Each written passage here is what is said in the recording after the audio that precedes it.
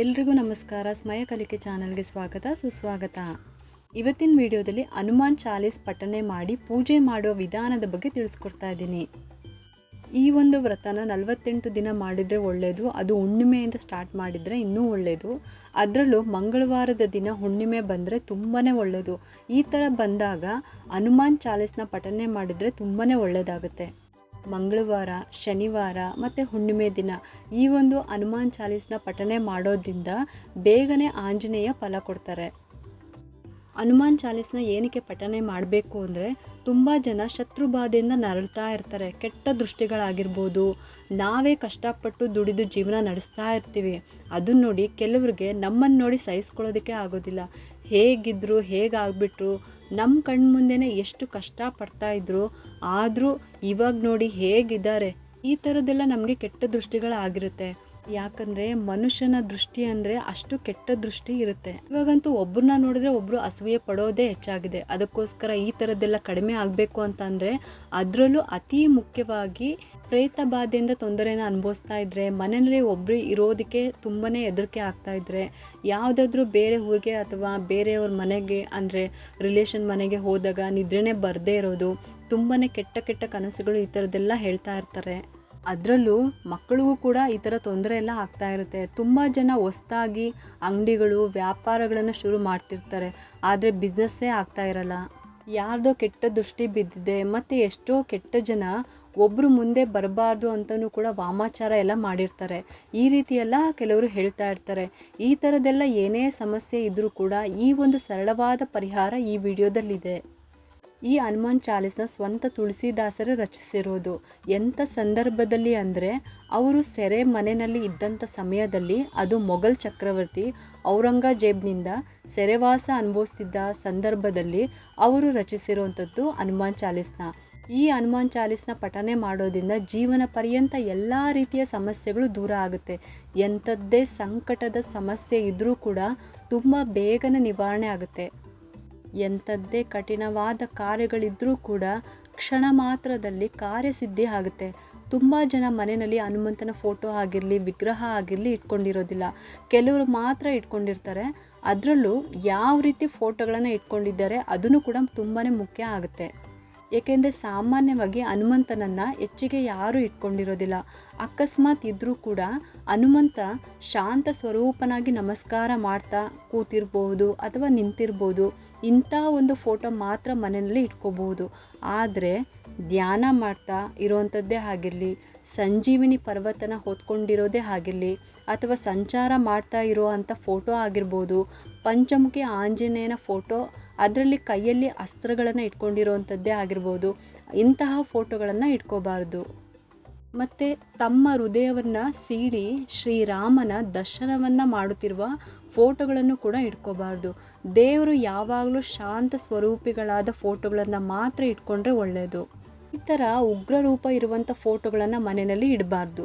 ದೃಷ್ಟಿ ಪರಿಹಾರಕ್ಕೆ ಮಾತ್ರನೇ ಪಂಚಮುಖಿ ಆಂಜನೇಯ ಫೋಟೋನ ಇಟ್ಕೋಬೋದು. ಆದರೆ ಮನೆಯ ಹೊರಗಡೆ ಮುಖವನ್ನು ಮಾಡಿ ಇಡಬೇಕು, ಮನೆಯ ಒಳಭಾಗದಲ್ಲಿ ಇಡಬಾರ್ದು. ಯಾರಾದರೂ ಈ ಥರ ಫೋಟೋನ ಇಟ್ಟಿದ್ದರೆ ಮನೆಯ ಹೊರಭಾಗಕ್ಕೆ ಈ ರೀತಿ ಹಾಕ್ಬೋದು. ನಾನು ಹೇಳಿರುವಂಥ ಸಮಸ್ಯೆಗಳಿಂದ ಬಳಲ್ತಾ ಇರೋರು ಆಂಜನೇಯ ಸ್ವಾಮಿಯ ಹನುಮಾನ್ ಚಾಲೀಸ್ ಪಠನೆ ಮಾಡೋದ್ರಿಂದ ಖಂಡಿತವಾಗ್ಲೂ ಇಂಥ ಎಲ್ಲ ತೊಂದರೆಗಳಿಂದ ನಾವು ಬೇಗನೆ ಮುಕ್ತಿ ಪಡಿಬೋದು. ಎಲ್ಲ ದೇವರಿಗಿಂತ ಹನುಮಂತನನ್ನು ಬೇಗನೆ ಒಲಿಸ್ಕೋಬೋದು.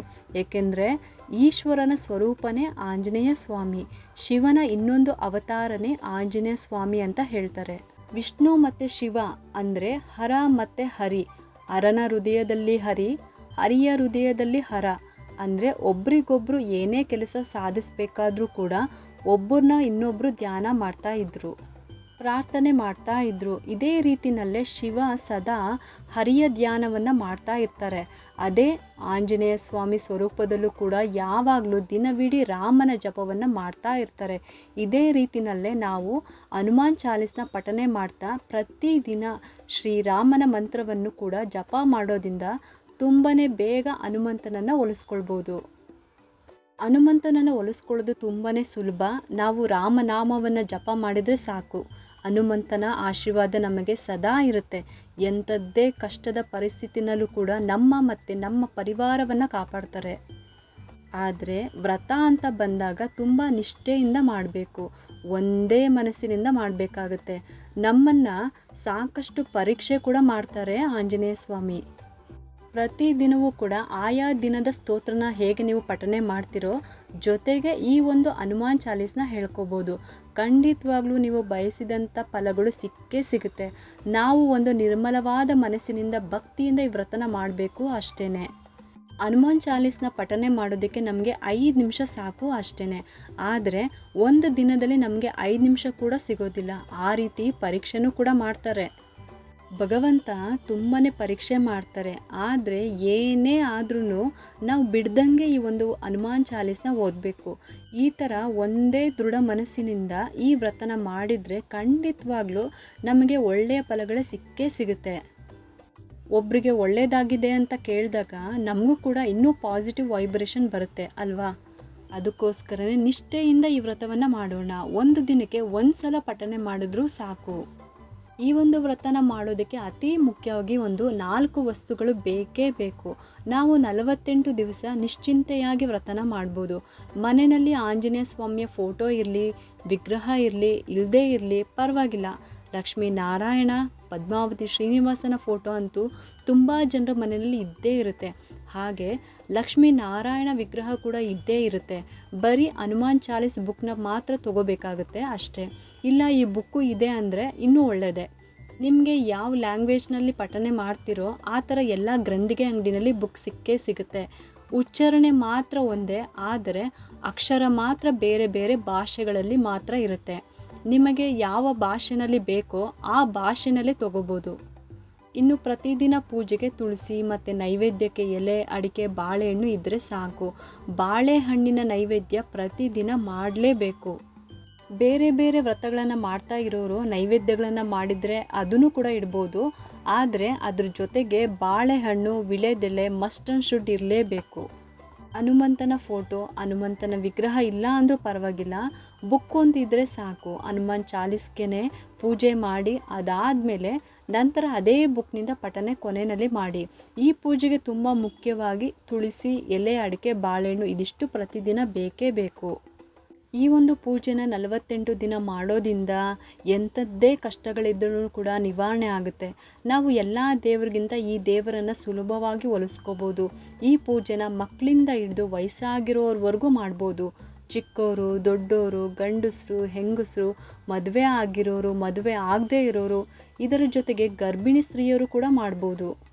ಈ ಒಂದು ವ್ರತವನ್ನು ಮಾಡೋದ್ರಿಂದ ಗರ್ಭಿಣಿ ಹೊಟ್ಟೆಲಿರುವ ಆ ಪುಟ್ಟ ಕಂದ ಕೂಡ ಧೈರ್ಯವಂತ, ಬುದ್ಧಿವಂತ ಮತ್ತು ಆಂಜನೇಯನಷ್ಟು ಬಲಶೀಲನಾಗಿ ಹುಡ್ತಾರೆ. ಈ ಥರ ಗುಣಗಳು ಬೇಕಾದರೆ ಖಂಡಿತ ಈ ವ್ರತವನ್ನು ಮಾಡಬೇಕು. ನೀವು ಸಂಕಲ್ಪ ಮಾಡಿದ್ರೂ ಸರಿ, ಇಲ್ಲ ಮಾಡದೇ ಇದ್ದರೂ ಸರಿ, 48 ದಿವಸ ಈ ವ್ರತನ ದಿನನಿತ್ಯದಂತೆ ಓದಬೇಕು. ಯಾರಿಗೆ ಈ ಒಂದು ಹನುಮಾನ್ ಚಾಲೀಸ್ನ ಓದೋದಕ್ಕೆ ಬರಲ್ಲ ಅನ್ನೋರು ಕೇಳೋದಾದರೂ ಮಾಡಿ. ಇನ್ನು ಕೆಲವರು ಅವರ ಬುಕ್ನಲ್ಲಿ ನೋಡಿಕೊಂಡು ಅವರಿಗೆ ಬರೋ ರೀತಿಲಿ ಹೇಳ್ತಾರೆ. ಅದರಲ್ಲಿ ಕೆಲವೊಂದು ಸಾಲುಗಳನ್ನು ಸೇರಿಸ್ಕೋಬೇಕಾಗುತ್ತೆ. ಕೆಲವೊಂದು ಸಾಲುಗಳನ್ನು 2 ಸಲ ನಾವು ಉಚ್ಚಾರಣೆ ಮಾಡಬೇಕಾಗುತ್ತೆ. ಅದು ಯಾವ ರೀತಿ ಅನ್ನೋದನ್ನು ಕೂಡ ನಾನು ತಿಳಿಸ್ಕೊಡ್ತೀನಿ. ಎಲ್ಲರ ಮನೆಯಲ್ಲೂ ಲಕ್ಷ್ಮೀ ವೆಂಕಟೇಶ್ವರ, ಪದ್ಮಾವತಿ ಶ್ರೀನಿವಾಸನ ಫೋಟೋ ಅಂತೂ ಇದ್ದೇ ಇರುತ್ತೆ. ನೀವು ಈ ಒಂದು ಹನುಮಾನ್ ಚಾಲೀಸ್ ಪಠನೆ ಶುರು ಮಾಡೋ ದಿನದಿಂದ ವೆಂಕಟೇಶ್ವರನಿಗೆ ತಪ್ಪದೆ ತುಳಸಿಯನ್ನು ಇಟ್ಟು ತುಪ್ಪದ ದೀಪಗಳನ್ನು ಹಚ್ಚಬೇಕು, ನೈವೇದ್ಯ ಮಾಡಬೇಕು. ನಂತರ ಈ ಹನುಮಾನ್ ಚಾಲೀಸ್ನ ಪಠನೆ ಮಾಡ್ಬೋದು. ತುಪ್ಪದ ದೀಪ ಅಂದಾಗ ಸಪ್ರೇಟಾಗಿ ಹಚ್ಚಬೇಕು ಅಂತ ಅಂದ್ಕೊಳ್ಳೋಕೆ ಹೋಗಬೇಡಿ. ಪ್ರತಿದಿನ ನಿತ್ಯದ ದೀಪ ಹಚ್ಚೋ ಥರ ತುಪ್ಪದ ದೀಪ ಹಚ್ಚಿ ಕೊನೆಯಲ್ಲಿ ತುಪ್ಪದ ಬತ್ತಿಯಿಂದ ಆರತಿ ಮಾಡಿ ನಿಷ್ಠೆಯಿಂದ ಈ ವ್ರತನ ಮಾಡಿದರೆ ಕೇಳಿದ್ದೆಲ್ಲ ಆ ಭಗವಂತ ಕರುಣಿಸ್ತಾರೆ. ಒಳ್ಳೆ ಮನಸ್ಸಿನಿಂದ, ಭಕ್ತಿಯಿಂದ, ಶ್ರದ್ಧೆಯಿಂದ, ನಂಬಿಕೆಯಿಂದ ಈ ಒಂದು ವ್ರತನ ಮಾಡಬೇಕು. ಈ ವ್ರತಕ್ಕೆ ಉಪವಾಸ ಇರಬೇಕು, ಆ ನಿಯಮ ಇದೆ, ಈ ನಿಯಮ ಇದೆ, ಇಷ್ಟು ಗಂಟೆಗೆ ಮಾಡಬೇಕು, ಆ ಥರ ಏನೂ ಇಲ್ಲ. ದಿನನಿತ್ಯದ ಪೂಜೆ ಥರ ನೀವು ಇದನ್ನು ಮಾಡ್ಕೋಬೋದು. ಮದುವೆ ಆಗಿರೋರು ಬ್ರಹ್ಮಚರ್ಯವನ್ನು ಪಾಲಿಸಬೇಕು ಅಂತಲೂ ಕೂಡ ಏನೂ ಇಲ್ಲ. ಬೆಳಗ್ಗೆ ಆದರೂ ಸರಿ, ಸಂಜೆ ಆದರೂ ಸರಿ ಈ ವ್ರತವನ್ನು ನಿಮ್ಮ ಸಮಯಕ್ಕೆ ತಕ್ಕಂತೆ ಶುರು ಮಾಡ್ಕೋಬೋದು. ಆದರೆ ಆದಷ್ಟು ಬೆಳಗ್ಗೆ ಮಾಡಿದರೆ ಒಳ್ಳೆಯದು. ಪೂಜೆಗೆ ಅಂತ ಬೆಳಗ್ಗೆ ಬೇಗ ಎದ್ದಿರ್ತೀರ. ಮಧ್ಯಾಹ್ನದ ಹೊತ್ತಿಗೆ ತುಂಬ ಜನಕ್ಕೆ ನಿದ್ರೆ ಮಾಡುವಂಥ ಅಭ್ಯಾಸ ಕೂಡ ಇರುತ್ತೆ. ಮಧ್ಯಾಹ್ನ ನಿದ್ರೆ ಮಾಡಿ ಎದ್ದ ಮೇಲೆ ಸಂಜೆ ನಾವು ಪಠನೆ ಮಾಡ್ತೀವಿ, ಪೂಜೆ ಮಾಡ್ತೀವಿ ಅಂದರೆ ಅದು ಅಷ್ಟು ಸರಿ ಹೋಗೋದಿಲ್ಲ. ಸುಮ್ಮನೆ ನಾವು ಕೈಕಾಲು ಮುಖ ತೊಳೆದುಬಿಟ್ಟು ದೀಪ ಹಚ್ತೀವಿ ಅಂದರೆ ಪರವಾಗಿಲ್ಲ. ಸಂಜೆ ಹೊತ್ತು ಸ್ತೋತ್ರಗಳು ವ್ರತಗಳು ಏನಾದರೂ ಮಾಡ್ತೀವಿ ಅನ್ನೋರು ಮಧ್ಯಾಹ್ನ ಹೊತ್ತು ನಿದ್ದೆ ಮಾಡಬಾರ್ದು. ಇನ್ನು 48 ದಿನ ನಾನ್ ವೆಜ್ಜನ್ನು ತಿಂದೇ ಇದ್ದರೆ ಒಳ್ಳೆಯದು. ನಮಗೆ ನಾನ್ ವೆಜ್ ತಿಂದೇ ಇರೋದಕ್ಕೆ ಆಗಲ್ಲ ಅನ್ನೋರು ಆದಷ್ಟು ಬೆಳಗ್ಗೆ ಪಠನೆ ಮಾಡಿದರೆ ಒಳ್ಳೆಯದು. ರಾತ್ರಿ ಬೇಕಿದ್ದರೆ ನೀವು ನಾನ್ ವೆಜ್ಜನ್ನು ತಿನ್ಬೋದು. ಯಾವ ದಿನ ನಾನ್ ವೆಜ್ ತಿಂದಿರ್ತೀರೋ ನೀವು ಮಾರನೇ ದಿನ ಮತ್ತೆ ತಲೆಗೆ ಸ್ನಾನ ಮಾಡಲೇಬೇಕು. ಆದಷ್ಟು ಮಂಗಳವಾರ ಮತ್ತು ಶನಿವಾರ ನಾನ್ ವೆಜ್ಜನ್ನು ತಿನ್ನಲೇಬಾರ್ದು. ಇಲ್ಲ 48 ದಿನವೂ ಕೂಡ ತಿಂದಂಗೆ 48 ದಿನವೂ ಕೂಡ ವ್ರತ ಮಾಡ್ಬೋದು. ನೀವು ಬೇಕಿದ್ರೆ ಮನೆಯವ್ರಿಗೆ ಮಾಡಿಕೊಡ್ಬೋದು. ಯಾರು ವ್ರತ ಮಾಡ್ತೀರೋ ಅವರು ಮಾತ್ರ ಈ ನಿಯಮವನ್ನು ಪಾಲಿಸಬೇಕು. ಇನ್ನು ಮಂತ್ಲಿ ಪ್ರಾಬ್ಲಮ್ಸ್ ಇದ್ದಾಗ 5 ದಿನ ಬಿಟ್ಟು 6ನೇ ದಿನದಿಂದ ಮತ್ತೆ ಕಂಟಿನ್ಯೂ ಮಾಡಬೇಕು. ಇನ್ನು ಯಾವುದಾದ್ರೂ ಊರಿಗೆ ಹೋಗೋದಿದ್ದರೆ ಈ ಒಂದು ಬುಕ್ನ ನಿಮ್ಮ ಜೊತೆಗೇ ತೊಗೊಂಡು ಹೋಗ್ಬೋದು. ನೀವು ಎಲ್ಲಿ ಇರ್ತೀರೋ ಅಲ್ಲಿ ಪಠನೆ ಮಾಡ್ಬೋದು. ಇದನ್ನು ಕೂಡ ನೀವು ಲೆಕ್ಕನ ಹಾಕೋಬೋದು. ಒಂದು ವಾರ ಪಠನೆ ಮಾಡಿದ್ರೆ ಸಾಕು, ನಿಮಗೆ ಬಾಯ್ ಹಾರ್ಟ್ ಆಗಿಬಿಡುತ್ತೆ, ಅಂದರೆ ಬಾಯ್ಪಟ ಆಗಿಬಿಡುತ್ತೆ.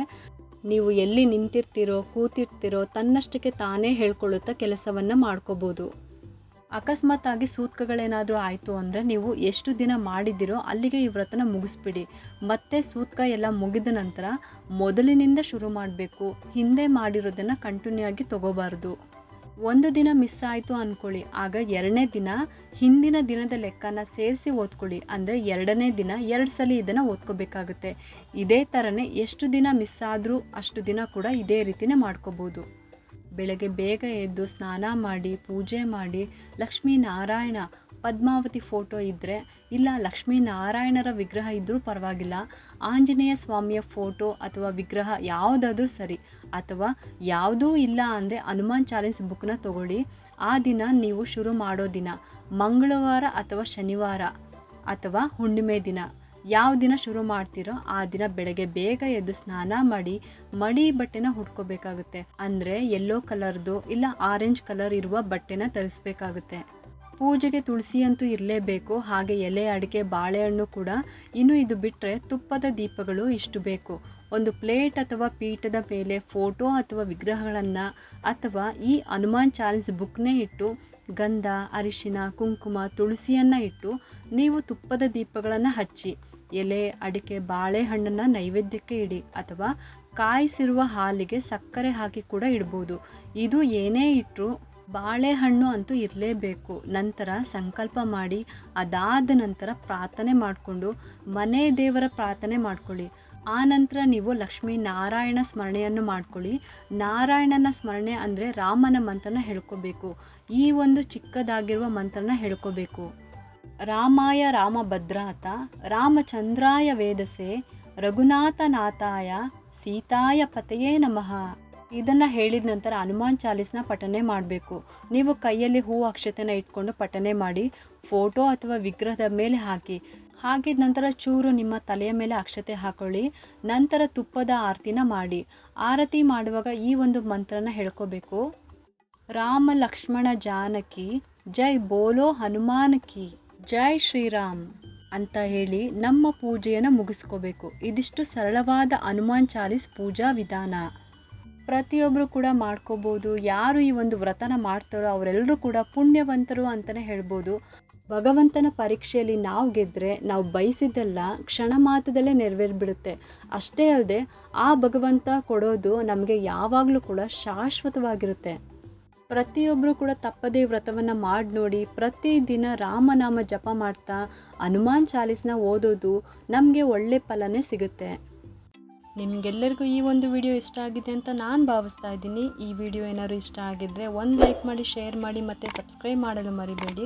ನೀವು ಮಾಡೋ ಒಂದು ಸಬ್ಸ್ಕ್ರೈಬಿಂದ ನಮ್ಮಂತಹ ಸಣ್ಣ ಸಣ್ಣ ಯೂಟ್ಯೂಬರ್ಸ್ಗೆ ಒಂದು ಸಪೋರ್ಟ್ ಮಾಡ್ದಂಗೆ ಆಗುತ್ತೆ.